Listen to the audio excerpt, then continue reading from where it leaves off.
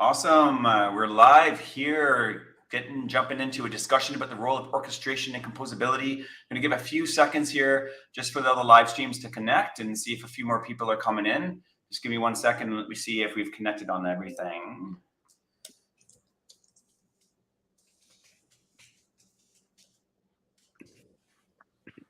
Okay, I think we're good. So welcome everyone. We're really excited to run this panel here, chatting about orchestration and how it fits into composability.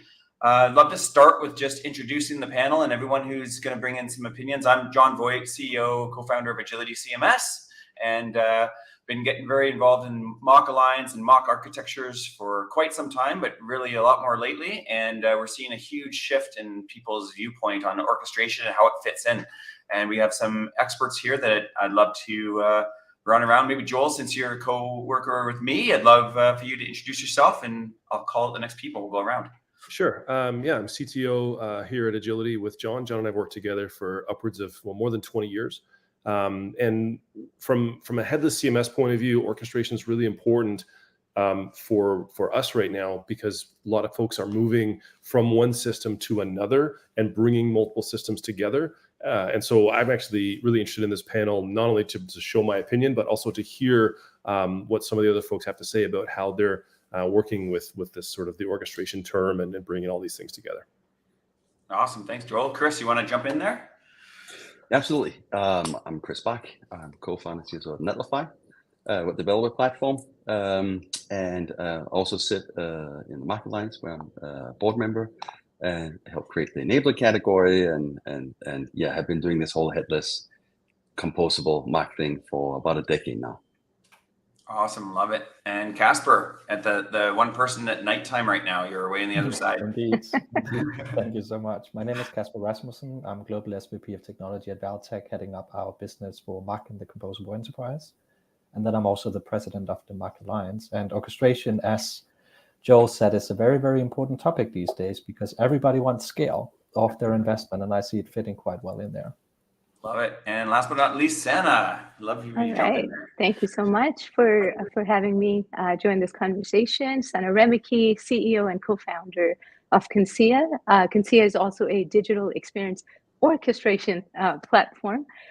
So we fit right into that category. We recently joined the MACH Alliance as well. So very happy to take part in this conversation. Awesome. Well, thank you everyone for joining. I think we should backtrack a little bit, because we have already used the word orchestration in a couple terms here very quickly.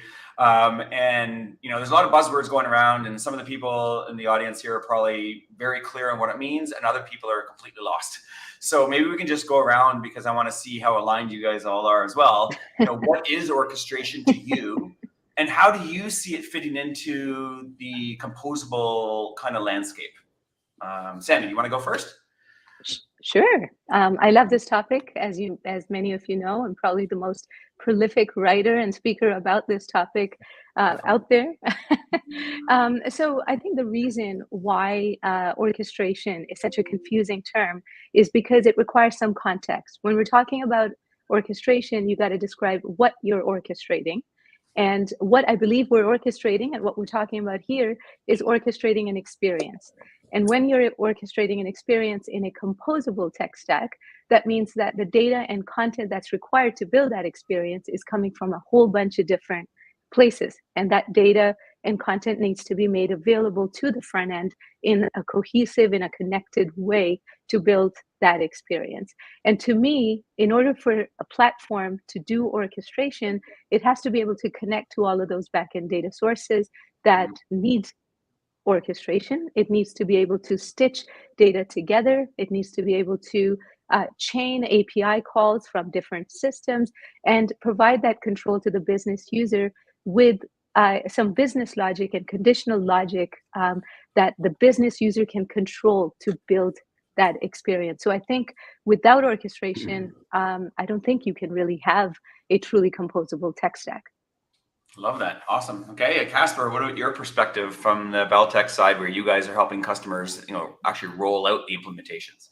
Yeah, no, and I completely agree in there being many different definitions behind the work or the word orchestration. Like you're putting it very well, Sana, with regards to the customer experience and the actual stitching of data and the enablement of the the touch points, but orchestration is also a people process component, right? Because we also see the word orchestration coming into developer workflows. We see the word orchestration coming into collaboration between people, for instance, around content supply chain. So orchestration has many meanings in this space, but it's workflow. It's at the end of the day workflow, and in that workflow sits data, people, optimization, like those types of terms too. But I think it's most frequently used up until this point in the actual orchestration of the experience. Like, how do you enable that content, data, and experience combination that Sana spoke to? Right. And how about you, Chris? Any different perspectives? Similar? What's your thought? Absolutely. So yeah, first of all, like echoing that it means a lot of different things, right? I think within the last, I was just thinking in my head, like I think it's within the last 6 days, I spoke with both Forrester and Gardner around orchestration specifically meaning a lot of different things, right? Like I don't think there is not one definition, right? I think when it comes to composable architecture, if you look at MACH Alliance and how this has arrived in the enterprises, we've had sort of traditionally a big focus on components. And what I mean by components is like a module, right? A commerce module, right? And it needs to be multi-tenant SaaS, and it needs to be API first, and so on, right? And I think now what we're sort of finding out is that just choosing the right headless components is not enough.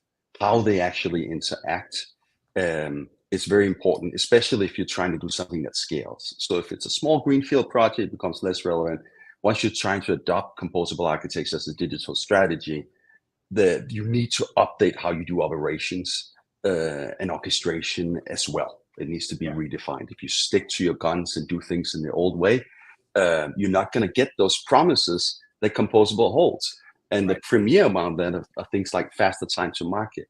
And just choosing the right headless API is not going to give you that, right? So I think that there's a headline there. Netlify started 10 years ago, and we saw like the precursor to this was really sort of the decoupling of the front end and the back end, because before then each monolith would output a front end as part of it, right? So you had to choose one or the other, and it was much more scalable. It was faster. It would be more secure as well, because those large monolithic surface areas wouldn't have to run and build for every visitor. At the same time, it would give developers superpowers, right? Because you could now publish things directly rather than having to implement it into a backend. You didn't have to fit those templates, right? And it would also pave the path to composable architecture, which is so valuable for these companies, because when you have a monolith with 37 different functionalities in the old world, and I'm being a little coarse here, right? But you want to change one of them, you change the monolith, right? That's why it's a 10-year cycle, and it's so painful, right? And you're like, well, I wish this thing just had more language variations, but we need that. We're going into different markets. I guess I'm getting a new monolith, right? And you build it out, you port the content, you flip the switch, and 18 months later, you're live on dated software, right? And in a composable world, you would only change out that one component, right? And that's why it has such a value as a business proposition, right? And so what we saw at Netlify here was like, hey, if it's so much better, why isn't everyone doing it? And there needed to be a larger ecosystem. We were like 2 players then. Today it's more than 3,500 players in the space, right? So you actually can now. We support all those as a community, as an ecosystem. We support basically any use case today to build with a composable architecture. Back then, you couldn't even do e-commerce at all, for example, because all the commerce players were only making their services available as a monolith, right? But what one thing was the ecosystem. The other thing was workflow. So this comes back to exactly what Casper said, right? This orchestration really is about workflows. And so the basic notion was that, hey, before my CMS was also a template engine, a build tool, glue code, server environment program, it had all those things in it. Now it's a headless API. How does that even know that everything else exists? Is that coordinated and output into actually tangible digital experiences? And so on, right? And you had a whole deployment pipeline, you had hosting, you had all these different things that needed to be orchestrated, needed a new way of working, right? And so that's where we and Netlify said, okay, we have to provide that workflow, right? And so that is an orchestration layer. And now that has been expanded into saying, okay, well, the next level here is to be able to take all kinds of content sources and so on, just like Sana was talking about, right? And being able to connect them as well, right? So we do that as well today. But I think the reality here is that for me, and I think I would imagine all of us agree, like at the end of the day, orchestration really is the You have the right components. Now they need to work together. And then there might be different ways of doing that, right? And different takes on what goes where. But I think the big headline here, and what's really important for these enterprises to take away, anyone listening here, is that if you do not consider proper orchestration, if you think that you can just go about doing your infrastructure in the same way you did before, and just win by choosing the right composable components, you won't. And all the pushback we see in the MACH Alliance as well is almost always from people that didn't implement it holistically, right? They just chose the components, and then they didn't get the proposed benefits, right? And they're like, hey, why is this taking so long and so on, right? Well, and then they blame it on the wrong thing, but it was really just the orchestration part of it was not done right. Exactly. Yeah. Awesome. Okay. Thanks, Chris. And Joel, what about your perspective on this? Yeah, I mean, there's not a lot that hasn't been said from the other panelists, but what I bring to it is similar to what you were saying, Chris, is when we work with customers, a lot of times the pushback from orchestration is from internal IT and development teams who think they already have it figured out. And maybe they do. They understand potentially multiple API sources. I've got data coming from different places. Oftentimes there's a custom piece of data that is maybe sitting in a database. And what we talk about is like, well, you probably don't have like a good API to your custom data yet, because that might not be part of what you needed before. So at the very least, we want folks to be working with data in an API format, and like it's usually some kind of REST, maybe it's GraphQL, something like that.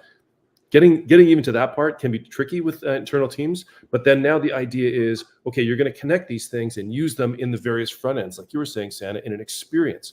I don't know that word translates that great to every sort of enterprise type customer, because they have their own use cases in their mind about how data is going to flow. And it's really hard to get folks to kind of get out of that mindset to think of, well, wouldn't it be nice if it was a more configurable experience for how that data is flowing? And I think that's where I think we can help folks get introduced to the idea of orchestration more, as like, hey, you can have a tool that you can go into, and it's not just hard coded somewhere and like back in files where all the stuff is kind of connected together. I think that idea of that's what glue code is kind of seeming like. But imagine that you could have workflow to determine how these things work together, as well as like it's an actual administration tool you can go into.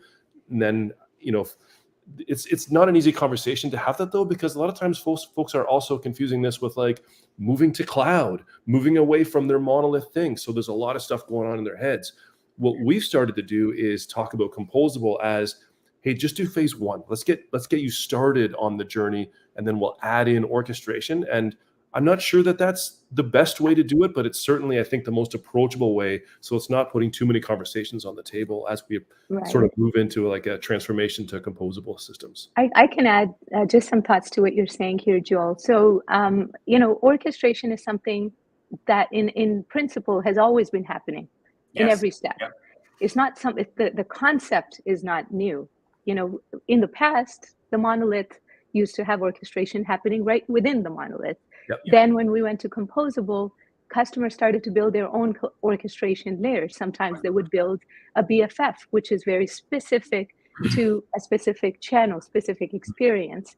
And so that's it. It's not that we're introducing a brand new topic to composability. I think what we're saying is that this is now a build versus a buy argument. Yeah. So should you build it or should you buy it? Right. Yeah. And the same build it versus buy argument, I think, goes for any component within the composable tech stack. You can always build a CMS as well, but should you build a CMS? Yeah. You know, I think this is a great transition into my next question, which is, you know, now that there's orchestration platforms or layers and things that are a bit more like you could buy them, the real question is, you know, when should you use an orchestration layer and when should you not? Because it's just, you said, Santa, like people have been orchestrating systems for a long time, but they haven't enabled the ability of composability where you can swap things out easily, or you can change, or you can pivot and those type of things. So, but a small shop that comes in, do they really need an orchestration layer, or is this an enterprise thing? Is it a middle tier? Like, where is that kind of fit in? Maybe Santa, if you want to continue that, like what, obviously you guys provide that platform, but when would a customer not be a good fit, or when would you say this is a perfect fit and not? So, so orchestration sits in the middle, right? It sits in the middle of the front end and the back end. You could have multiple front ends and you could have multiple back ends. As soon as you have more than one of anything, orchestration has a place in it. If you have the future, if you believe that at some point you're going to add more services in the back end, if you believe at some point you're going to have more touch points in the front end, it makes sense to have a configurable orchestration there. And one thing that I want to actually clarify when we talk about orchestration, it's not about just exposing an existing system with an API. That's just making a system ready to be orchestrated. That's not the same as actually orchestrating the backend APIs and the data. So what, I actually believe that orchestration is necessary as soon as you are planning on building a composable stack, which means multiple backends, and as soon as you have more than one front end. So that, typically what's happening in a composable tech stack today is that a lot of that integration, that business logic, the stitching of data, all of that ends up happening in the rendering layer. Whether that happens in the server-side rendering or client-side rendering, that's not the question. Point is, it's still very much focused on a specific channel. So you end up rebuilding a monolith. So if you want to get away from coupling your back end from your front end, then the only real way to do that is to create an abstraction between that front end and the back end. So that abstraction can be used and configured in different ways for different channels rather than coded in different ways for different channels. So that's our perspective on that. Just sort of dig into that for a second though, because the idea of building an abstraction to me is a little bit vague. So what you're saying is the orchestration layer itself becomes itself an API that your system can access as a backend. So it's like bringing together a centralized backend for everything to go through. That's right. And it provides one API. We call it the Experience API. And that Experience API is very, some people say that's not opinionated. It actually is opinionated. You're calling the Experience API from a specific front end with specific configurations. You're asking it to give me this experience with all of its components. A different front end can call it with a completely different configuration. But the idea is that orchestration layer is being able to configure, to be configured to call different backends and stitched data together in a whole bunch of different ways depending on the need of the front end. Right. So instead of calling all the backend systems individually, you're going through one API. And what about you, Casper? Maybe you can add some insight as someone who's implemented. Probably in the past, you guys would possibly, I know we have with customers, they built their own orchestration layer. Right? Absolutely. So when did they build their own? When did they buy one? What, maybe it's. Or do you build them for folks? If we do, you we absolutely do. do. But I think again, we need to determine the type of orchestration we're doing. Right. Because I agree with the low-code, no-code approach to make sure you can optimize and control your front end and your experience. Any business deserves that. Don't get me wrong. But there are some other orchestration bits that you also need to put in place. Observability, making sure you can trace and correlate issues in your stack. That's a workflow of data too. That is very, very important that you don't want to build yourself. There are tools that we've put into place in enterprise stacks ever since the dinosaurs, I was about to say. That has been a key consideration. It's a foundational concern that you must design for. But then there's also the orchestration of the people. In how do you actually facilitate, call it marketing workflows across a plethora of different systems? Again, historically, we've seen like these content platforms doing all sorts of different content types, whether it's product information through to digital assets down to UGC and actual marketing content that is now spread across a best of breed ecosystem. So even orchestrating the people around the actual processes and the tasks and the workflows that needs to happen within those systems, that's orchestration too.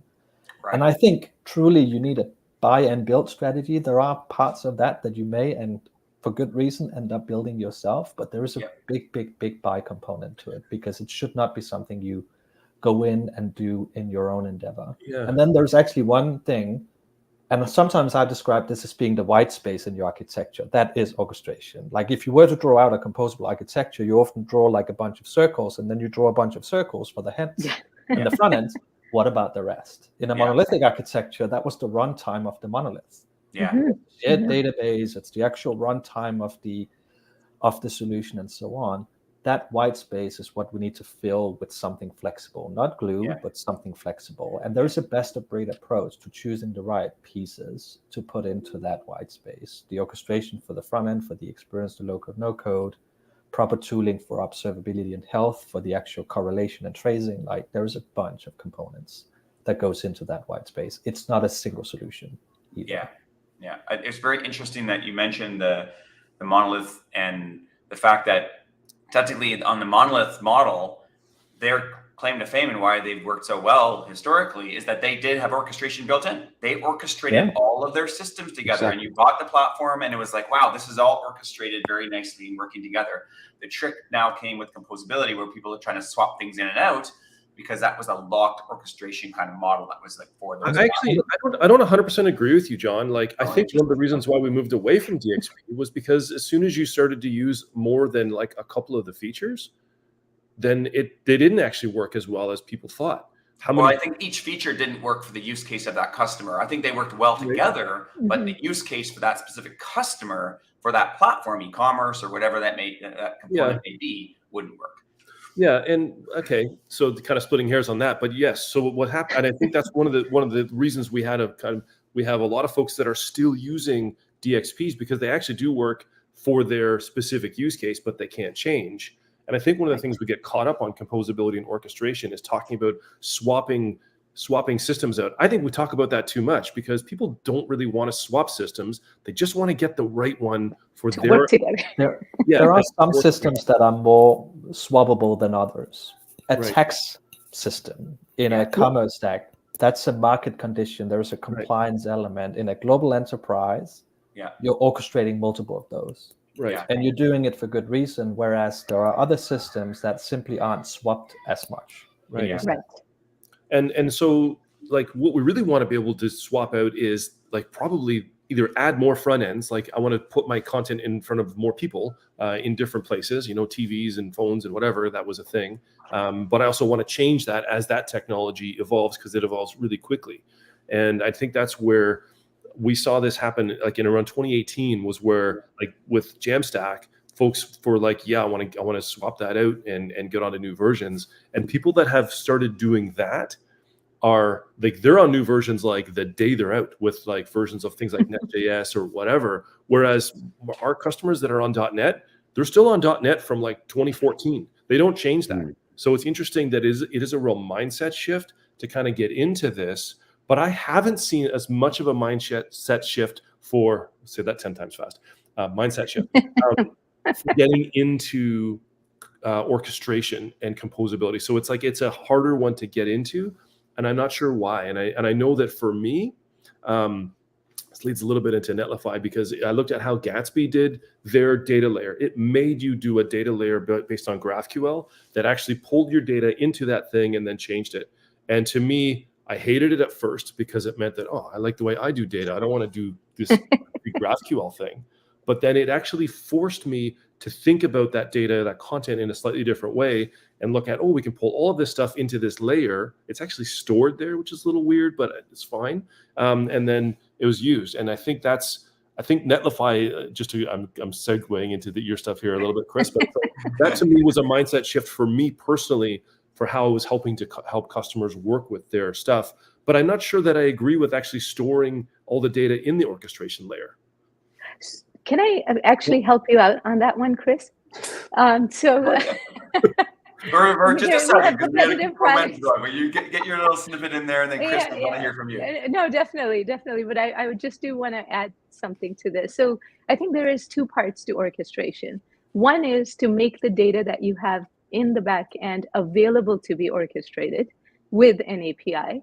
And then the other part is to actually do the orchestration, like stitching the data together and connecting the dots, and actually giving the front end a view into the back end data, right? So those two are two different things. Even in our platform, we actually have two modules. One is very similar to Netlify Connect, which opens up the back end data, especially from legacy systems that currently don't have APIs, to make them available for orchestration. And then the second part is the real-time engine that is actually going and pulling data live from different systems, stitching it together, and then making it available to the front end in a way that the front end requires it to map to the data model and the object model of the front end. So I think when we're talking about it, because a lot of times this issue gets confused, and I want to separate those two capabilities within orchestration. And now, Chris, with that. Yeah, what's your take on this one? No, so I think the original question back then was when is orchestration a good idea, right? Like again, a layer, like a specific layer that needs to be built. Yeah. So I mean, like, the front end. So the first thing is, like, you know, let's look at the traditional way of bringing things together and bringing something live, right? You need to pull in your CMS and your content and your payment and all those different microservices, right? Then you need to bring them into one build. And then, you know, once that published, you have your system administrators that needs to spin up staging environments, right? They have their own ticketing systems. They have their own sprints. You have the same for database administrators. Now you have DevOps sitting varnish caching. Now you have infrastructure engineers doing all those things, right? And that's why it takes 4 months to move that blue block from here to here, right? And it's sort of, I think that's the first thing that Netlify also went out to solve for, right? Because otherwise we would, you know, Paul Graham once said, the founder of Y Combinator, that this way of building was the fixie bike of the internet, as in it had a solo use case, right? It had one gear only. And it was true because there wasn't an ecosystem, right? But also because there was no viable workflow. There was no orchestration. And so Netlify was sort of the first attempt at being able to orchestrate all of that into one workflow, right? And so even if you just have, let's say, contemporary comms tools and it's a greenfield project, you can go and click a button and be done, right? Or you can build out something that really will take a lot of cycles to do the same, right? And then I think when we talk about the next level of orchestration, then I think when you have, like, for example, we work with companies that have, one of them has 600 brands in 200 countries. So you can imagine the number of digital executions that are unique they put out every year. It's about 100,000, right? And so if someone comes and tries to pitch them one solution, like one CMS, they smile, right? Because like, what about these developers in Brazil that's never heard of your product and can't get relevant developers and so on, right? And so when they're trying to, now we have hundreds and hundreds of different properties that run on very different components of MACH that is run with Netlify. And they sort of wanted to say, okay, well, how do I get that workflow, right? This abstraction away of having to run all that operations around infrastructure. There's so huge saves in it. Our time to market is a fraction of what it was. On average, with Netlify, enterprise clients deploy 28 times a day, and that's up for once a week before us, right? It's not because the software is 150 times faster. I really wish it was, right? But it's because of how much is automated and abstracted away. So, well, can we get the same guardrails and governance and compliance and the developer provisionings and so on, but across different kinds of projects, right? That aren't just, you know, MACH, but maybe some of them are more legacy and starting to get headless, and having a workflow and an orchestration out there where it's more sort of saying, hey, we have all this product data in a spreadsheet. We want to, I don't know why it does that. Sorry. I don't know. I can't turn it off, right? And I speak with my hands, which is an issue for me, right? But, you know, that has to travel through and be easily accessible. And like, you have vastly different content sources, right? And so when you mentioned Gatsby for that middleware, right? When we looked around, they were the first ones actually trying to solve this. And so that's why it's now part of Netlify, and we brought it out as, you know, kept building on that and making Netlify Connect, right? It's also why we have something as Netlify Create, the stack bit, which was saying that the visual editing, which I think, and that's a great example, right? Of saying, hey, if you have one content management system and that has a visual editor, that's native to that content management system. It's much better to use that. I would suggest that myself, to be honest, right? But once you start pulling from different content sources, that's when something like that can really start making sense, right? And I think that's the notion, right? The more you have to orchestrate, and you do, if you're trying to approach this, adopt this at scale, the more you need that next layer of orchestration, right? But even for a greenfield singular project, you will definitely need orchestration in order to succeed, right? So it's just like, what kind of orchestration are we talking about, right?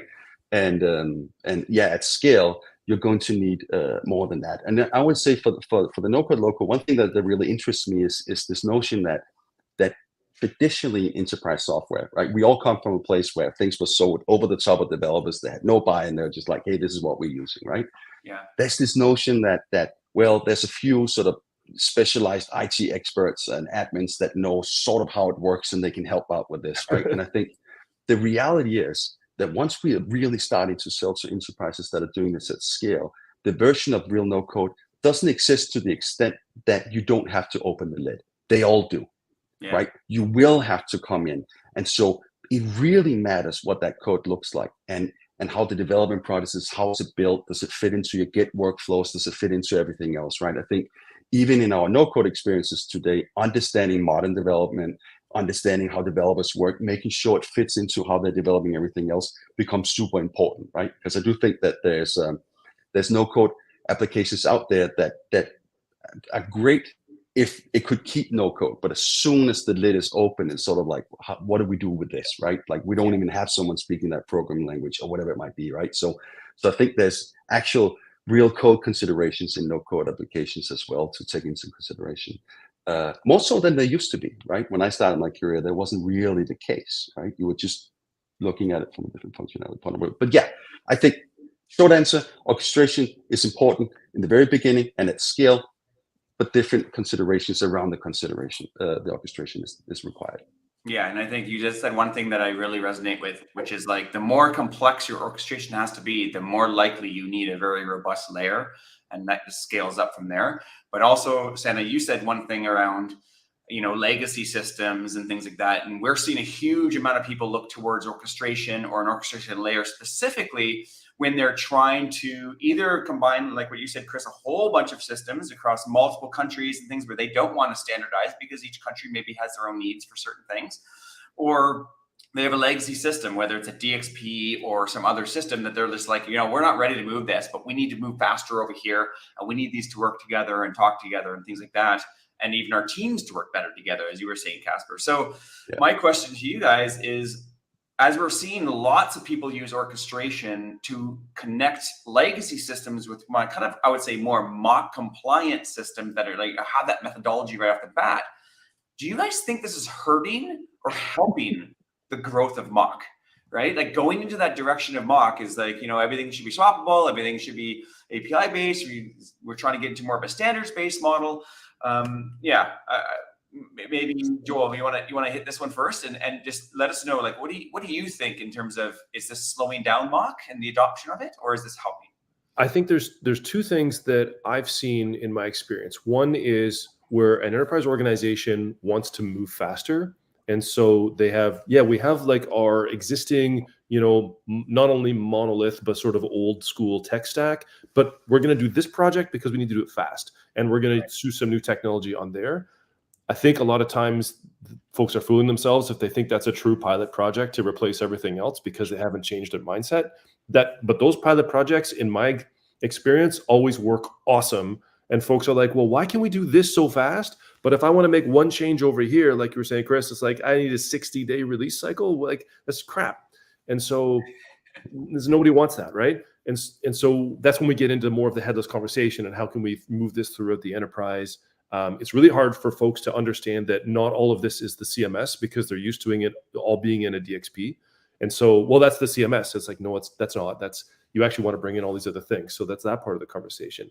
But then my fear is that if folks won't understand, especially when they have an orchestration layer in the middle between like the CMS, the orchestration layer, and then all the front ends, is that now there's even more separation between the content that folks are working with and the front end. And that's a really hard leap for folks to get over, even with just basic headless CMS. And it comes back to what you're talking about, Chris, even with like StackBit and like those visual creators. And I think a lot of orchestration platforms are actually becoming visual creators themselves because just solving that for a customer to say, this is where your content, what it looks like in terms of like structured content. And now you can know exactly where it goes in the front end. That is one of the hardest problems to solve, that orchestration seems to even make a little worse. And so, like, does it make it, yes, John, it does make it harder for folks to adopt MACH because it's like just this one more complication. And honestly, it makes me wonder, well, maybe there should be a tighter integration between the headless CMS and an orchestration layer, or like where should all that live? And so I think we need to revisit the visualization of that a little more. Right, nice. What about you, Chris? What's your thought on that one? Do you think it's slowing down and hurting the adoption? No, I think it's necessary, right? I think that when I see pushback against MACH installations and composable architecture, again, it's not, when I isolate it, it's not because that component, that headless CMS or the commerce solution was solved on the fund's premises. It's because of how it coexists with all the other stack, and maybe the right stakeholders weren't included in this, right? And it's stuck in an infrastructure and a way of doing operations and orchestrations that was built around a very different use case, right? Yeah. And so that's often where it halts, right? Almost always, that's when the pushback, I can isolate it from that. So I do think that this orchestration is absolutely necessary. And I also think that, again, we saw the orchestration when there was 2 companies, and now there's 3,500 companies in the space, right? And it's just growing, and it came because of viable workflows, right? So I don't think it's hurting as such, right? I do think there's complexity, but again, like the example of our client that I just mentioned with 600 brands in 200 countries, right? I mean, like there was complexity before. They were just not even part of the same equation. They were completely siloed out. They're just paying to reinvent the wheel everywhere, right? Country managers just putting in spreadsheets because it's so randomized what they're doing. There's no sort of joint red thread throughout their projects, right? They basically might have a bit of joint Google Analytics here and there, but that was it, right? Yeah. And so I think this is actually something that's joining those things. But yes, there's a complexity here. I think the right orchestration will only help, though, at scale to minimize that and make it easier, right? We always say that especially in a front end, that's extremely iterative, right? So if you look at an ERP at the other end, like that's so much, such a heavy thing, right? It's every 10 years or something like that, right? Yeah. A front end is not there's a new framework every week, right? So our job at Netlify has always been, for example, say, hey, we need to make sure that we work with anything, right? We need to make it easy for companies to I don't know. I love it. To use any component, right? And to discontinue it as well, right? Like to really deliver on that promise of interchangeability and faster time to market, you know? And there we go. Arts. There we go. And so I think, like, I don't think necessarily that it's hurting, but I do think that the integration between these things are extremely important, right? Yeah. And we also said, is it watering out sort of the MACH promise, like saying, hey, this is not pure MACH? No, I don't think so. Actually, I think it makes MACH more viable, right? That it can coexist in something that doesn't have to be like 100% pure, right? You don't have to start from scratch to get into MACH, right? You can continue and which is actually part of the promise. Like, I absolutely use things. Yeah, I absolutely think I think it's a necessity too. And I think what we're forgetting is that within an enterprise, many architectures exist. These are by channel, by market, by whatever dimension that organization represent. MACH equals incrementality. Yes. Okay, it's an ecosystem approach. Yeah. It means MACH lives next to legacy for a while and for a long time, and maybe for longer than we all want to. Maybe forever, because the current things that are now may become legacy later, right? So I think it's an enabler. I don't think it's a threat. It is easing the path. It creates viability in places where potentially before you didn't have, meaning I think it's only going to exponentially be more important because of it, to be honest, because again, working within an enterprise and thinking of MACH as an insular thing, that's not fair. You need to think about the ecosystem approach and the breadth and the scalability consideration that goes into it too. And there will be a legacy component that you need to lean up against to some degree, and you need to make sure that doesn't slow you down. I love that. Because you still need Santa, I know, Santa, you guys work with lots of people with like that's one of your big use cases, helping people keep their legacy system going until they're either ready to move from it or don't. Yeah, and today's and just in the financial economic landscape, a lot of companies aren't ready to move off of those legacy systems. And when we define legacy as well, I'm pretty careful in terms of what I call legacy, right? Just because something's an all-in-one platform doesn't make it legacy. 100%. It just provides a lot of different functionality, and as long as that functionality is being exposed properly through APIs, and every part of that platform is available to developers and to to implementers and SIs through APIs. It's not a legacy system. What I call legacy is when something does not have an easy way to integrate with. It's extremely slow, it's brittle, it's going to break down any minute. In that scenario, there are times when you need an orchestration platform to sit on top of it to extend its lifeline a little bit more. And sometimes, so even within legacy systems, I would say there are two types. There are those that actually provide APIs, but the APIs are just slow. And then there are those that don't provide APIs at all, and the data is just stuck in those systems. So there are two different approaches to deal with those platforms.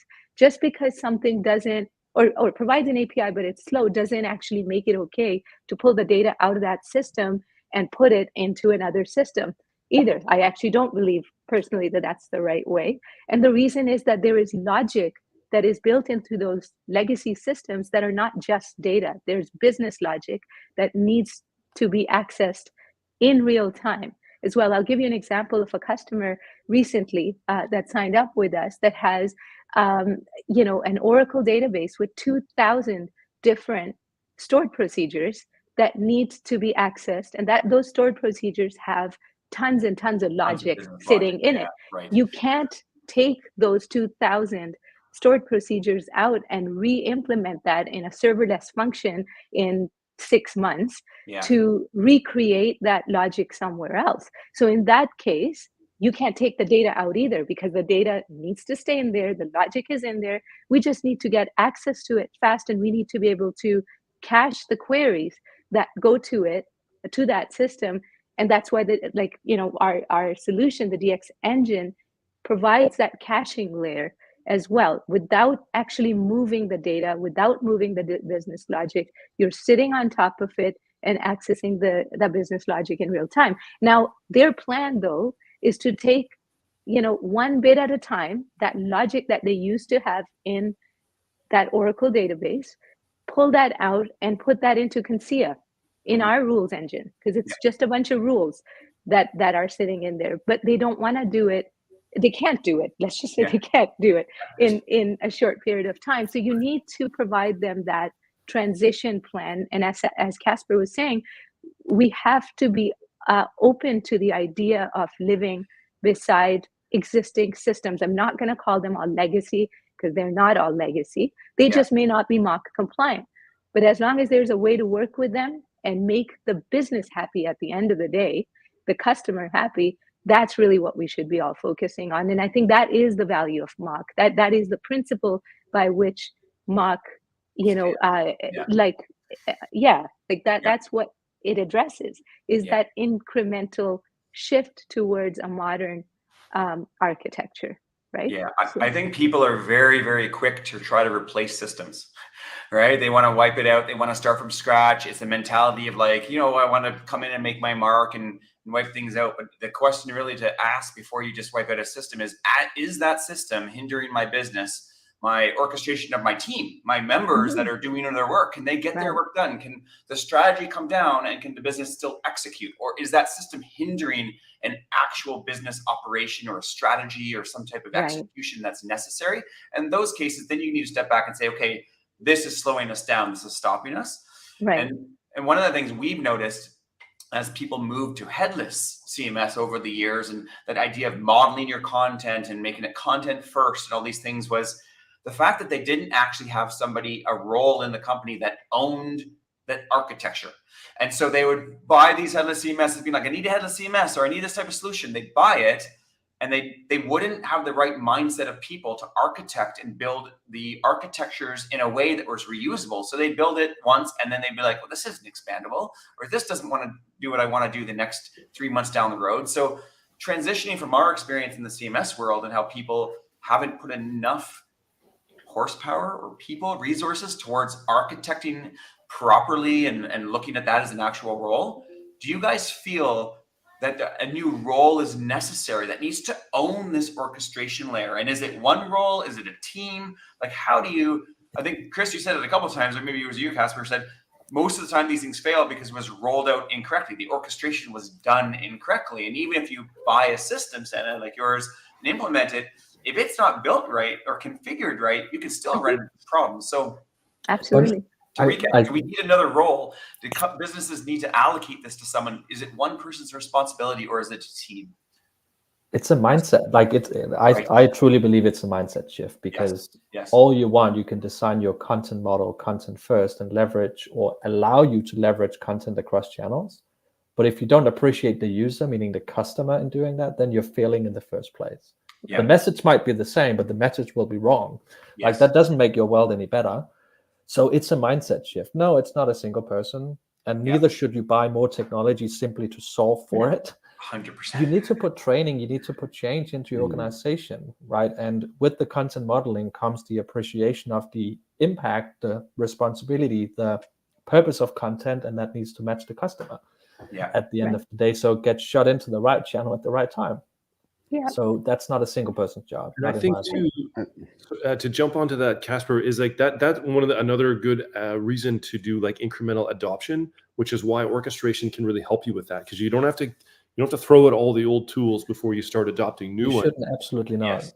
But you need to get the foundation right as well, because what you're also talking about, John, is channel agnostic modeling versus channel centric modeling. In being, you can take a headless CMS and you can start to model pages within it. What you're getting is still a WCMS, like in the good old days. That doesn't make it headless. Well, okay, it doesn't have a head, but it's still web centric in how you actually think about your content. You need to get the foundation right, but you need to find a good place to experiment. You need to find a good place to unlock value. You need to find a good place to increment. Whether that ends up being the website at first, that's great. Is it an app? Typically will be. Is it a voice interface? That's perfect too, right? But think about the mindset shift that is required to make sure you can scale that experiment. Yeah, and one other thing that I've seen, also another example for recent customer, is that they had built, they were using one of the headless CMSs to to model their content. They have like over 100 spaces of one particular CMS, and they have built all of the logic for the experience. So all their pages, they're like thousands of pages in the front end, and all of those pages are modeled right inside the CMS as a content model, right? And so content and presentation are completely intertwined. The front end is looking for certain, like very specific content items from the back end that represent that particular layout, and the way the CSS is modeled, the way the layout is modeled. So just going back to, Casper, what you said about the mindset, most organizations to this day, from my experience talking to various folks now, they see the CMS as the central orchestrator of experiences. It has been. Yeah. So we started, so this is kind of funny, because we started with a WCMS, we broke it down, we said, okay, we're going to go to like headless CMS. And now the headless CMSs go back and say, you know what, we need a visual layer. But now we're going to tie the visual layer right into our headless content models. So now we went full circle in a way. And in some ways we're doing the right thing, because we've actually managed to at least separate out the presentation. That's the important layer bit. Concept. There's still separation. Yeah. As long as there's separation. But there's also a definition of presentation. So people get very confused. Is a page presentation, or is it just a structure of content?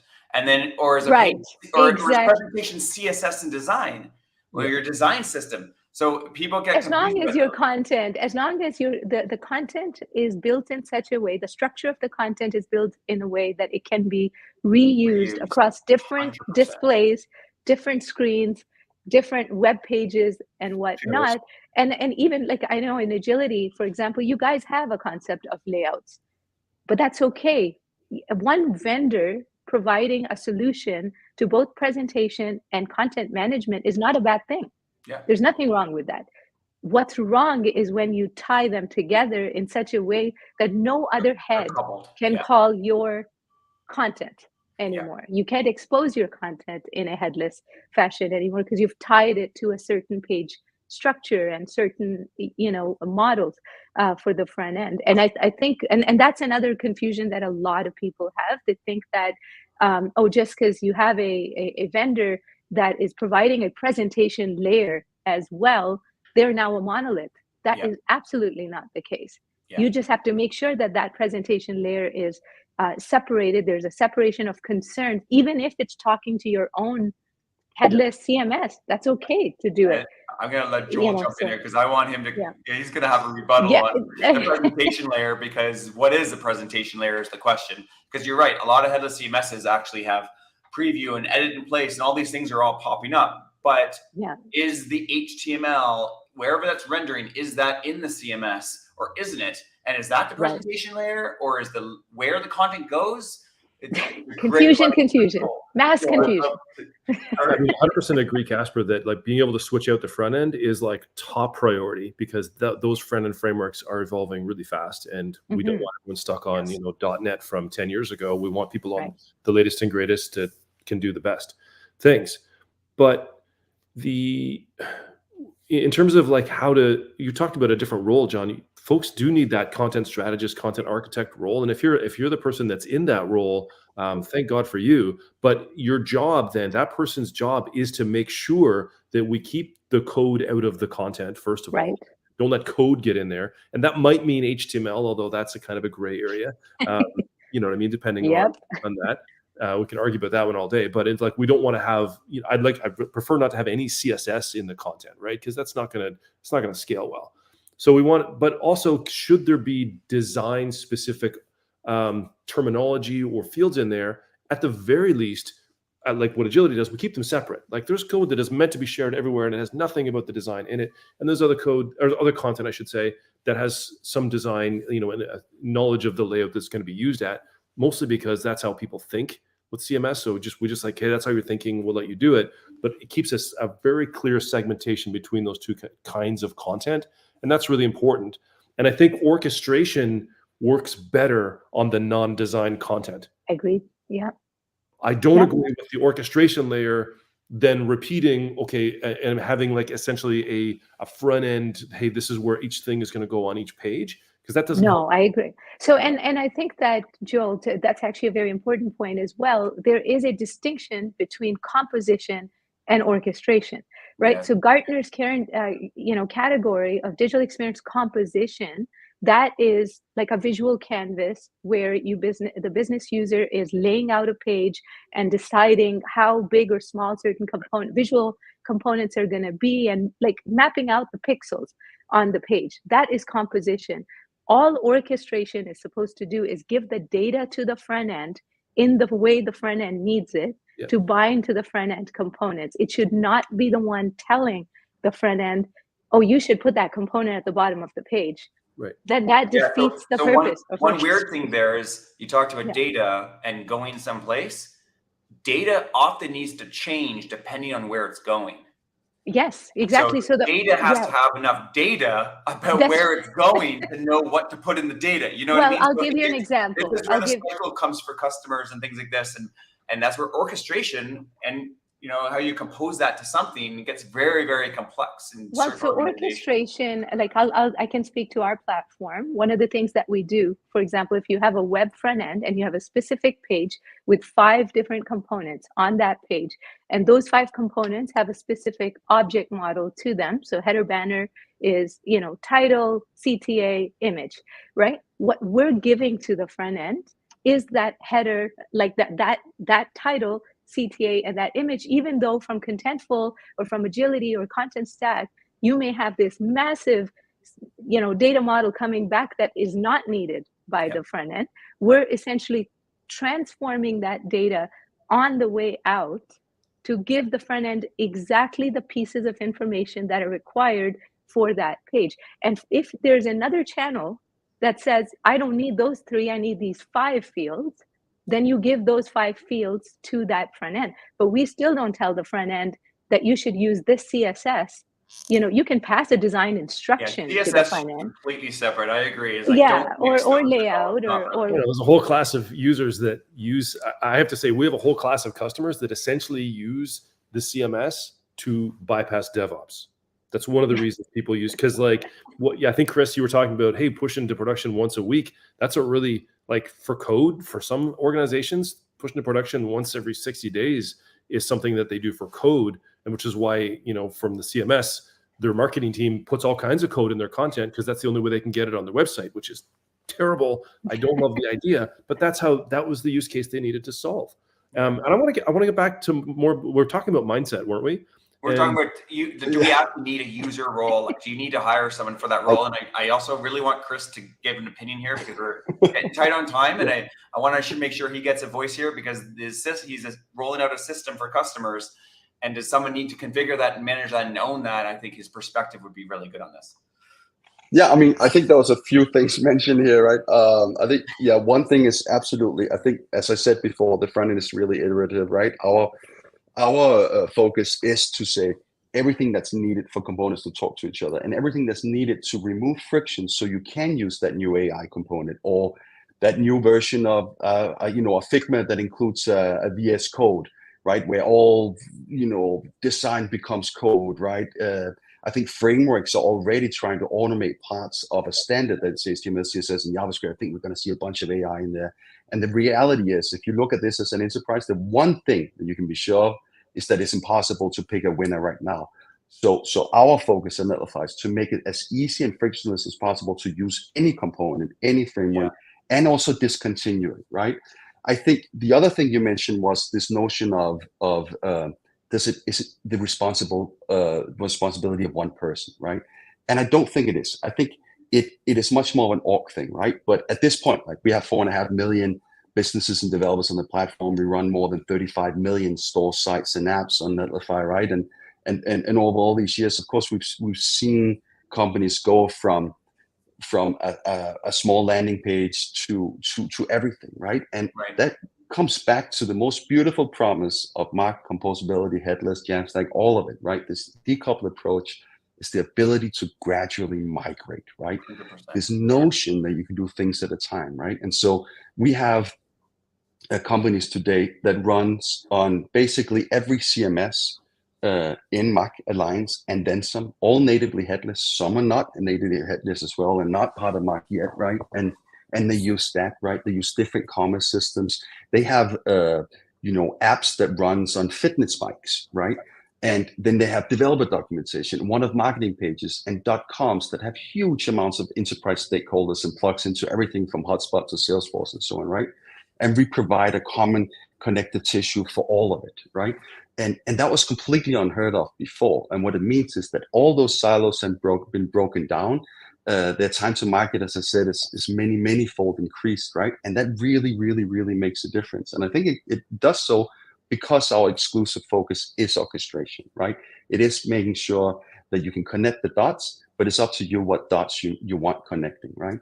And I really believe that's the way and the path forward, right? But yeah, if I could say a last thing, regardless of which approach you have, right?